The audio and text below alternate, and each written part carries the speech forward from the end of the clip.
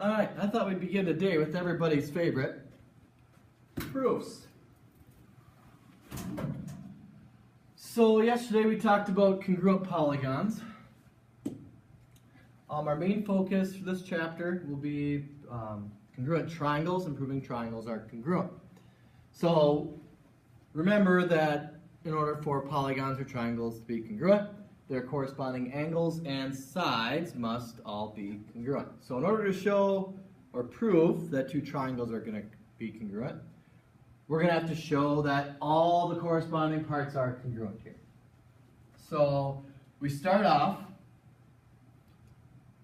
with our given. So we have several givens really, so let's combine those all into one step. Segment WX is perpendicular to ray VZ. So we can go ahead and mark that. So WX and VZ is right here. Then we also know that VW is congruent to segment VX. So VW and VX. Then we know that ray VZ bisects angle WVX. And then we got a bunch of stuff we're going to prove or show. Now, when you show all our parts are congruent. So one thing that should, oh, sorry, I missed one of the givens. Y is midpoint. Got that one. So I'm just going to write Y midpoint so I can fit it in here. All right.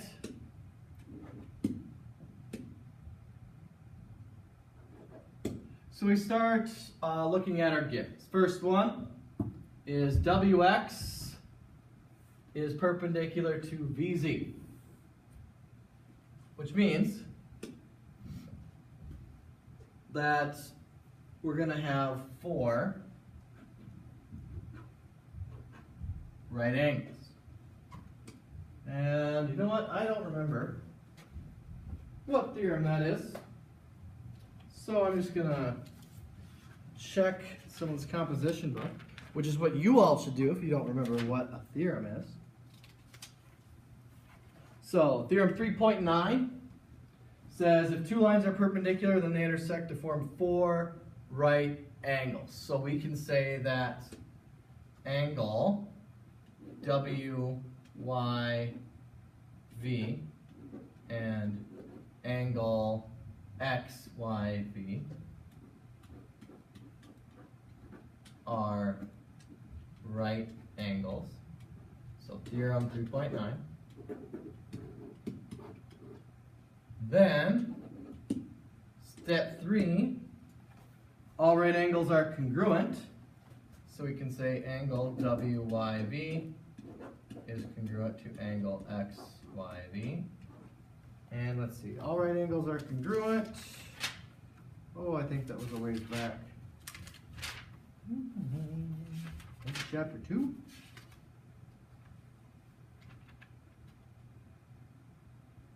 Theorem 2.7. All right, now we're going to show everything else is congruent. So next given is, well, we already have, can't really do anything else with that. We marked that. VZ bisects angle V or WVX. So WVX is this one. We have a bisector, which means those two angles will be congruent. So step 4, angle WVY is congruent to angle XVY. Definition of a bisector, of an angle bisector. All right, so we got these are 2 angles. There's a third angle we have to show is congruent, and that would be W and X. Well, we can use our third angle theorem. Angle W is congruent to angle X. Third angle theorem we just learned the other day. That's 4.3. So third angle here and here. So we took care of all our angles now. We got one side. We got two more sides to take care of. We got these two and then the one in the middle. Well, they share this one in the middle. So hopefully you remember that that's going to be reflexive property. So segment VY is congruent to segment VY. Reflexive property of congruence. My handwriting really sucks today.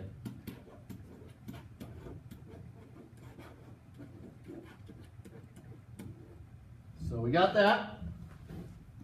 And then the last thing we want to show is that WY is congruent to YX, which we know because Y is the midpoint of WX.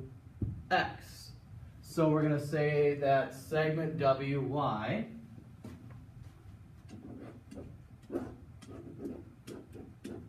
is congruent to segment YX. That's going to be our definition of a midpoint. So then finally, all our parts are congruent now, so you can say triangle VWY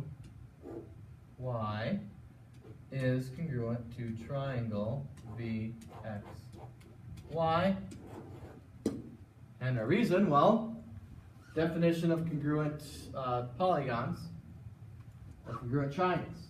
Says all the parts have to be congruent, and they are. So definition of congruent triangles. And we're done. A lot of steps. So the next few sections are going to be some theorems and postulates that kind of give us a shortcut into proving triangles are congruent. So won't have quite as many that are this long. So here's what you need to copy down in your composition book today. Postulate 19, side, side, side congruence. Says if three sides of one triangle are congruent to three sides of another triangle, then our triangles are congruent. So if segment AB and segment D are congruent, segment BC and segment EF are congruent, and segment CA and segment FD are congruent, then you have congruent triangles. So with this knowledge, on this previous problem, we wouldn't have had to done anything with our angles. All we would need to show is that these two are equal in the middle. So this postulate is going to save us a lot of time. And we're learning 4 more ways to show triangles are congruent, but today it's just side, side, side. So in order to show triangles are congruent today, you simply need to show that they have 3 pairs of congruent sides. That 3 sides of the first triangle are congruent to 3 sides of the second. So here's a proof. Easiest proof you've done all year. You got 2 givens. So if you have a pulse, you know that you would have segment RS is congruent to segment TS. I find it's helpful to draw pictures, so in your book, if you're given a picture, draw your picture out. Mark things as you go. So RS and TS, so I know that. So there's the first side. Next given, oh hey, 2 more sides. Segment RP, that's bothering me, is congruent to segment toilet paper, TP. So again, I'm going to mark that.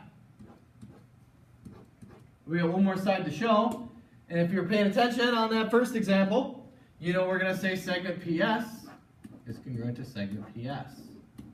That's that reflexive property. Anytime your triangles share a side, use that reflexive property. And so now we can say triangle RSP is congruent to TSP, and our reason is that theorem we just learned. If you want to write postulate 19, go ahead, but simply it's just side, side, side is all you need to write. SSS. Simple. This should be a proof everybody should get, no problem. Look at some other examples. It says determine if the congruent statement is true. So here it says triangle XWY is congruent to WZY. Well, if we look, these 2 sides are both 4. Then we have 6 and 6. And then we have 9 and 9.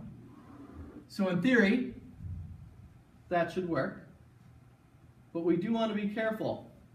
Pay attention to the order. XW and WZ. So XW, WZ. Well, those look to be the same. WY and ZY. Are those the same thing? WY and ZY should match up. Problem is, WY is 4, ZY is 9. These are written out of order. So, although these triangles are congruent, this congruent statement is false, does not work. Then we go over to this one. Right after the bat, I see 4 and 4, so that's a good sign. Then we have 6 and 6, so we have side, side. But then if we look at this middle, well, they share this part, so that would be equal.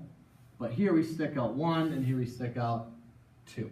So JL is not the same as MN, and so this one's also a no. So, first of all, pay attention to whether the sides all are congruent.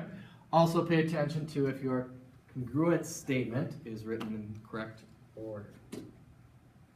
Use coordinates to determine if triangle ABC is congruent to triangle DEF. Well, today's all about side, side, side. So we're going to be looking at the lengths of the sides. Imagine that. So let's start with triangle ABC. We'll use blue for ABC. A is at -2, -2. B is at 4, -2. And then C is at 4, 6. Oh, that's going to be a nice, easy triangle to figure out, I think. So A, B, C. Let's use red for DEF. So D, 5, 7. E is at 5, 1. F is at 13, 1. I kind of went off my graph a little bit, but it's going to be about here.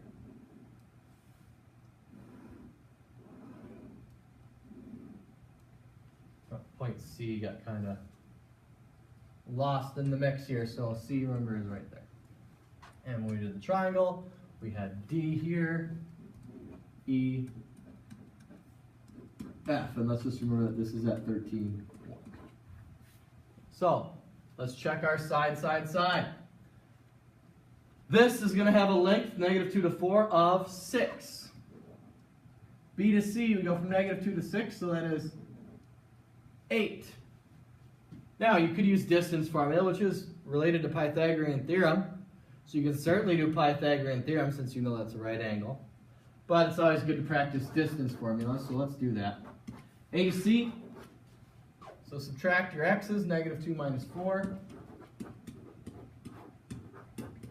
And then subtract your y's, -2 minus 6.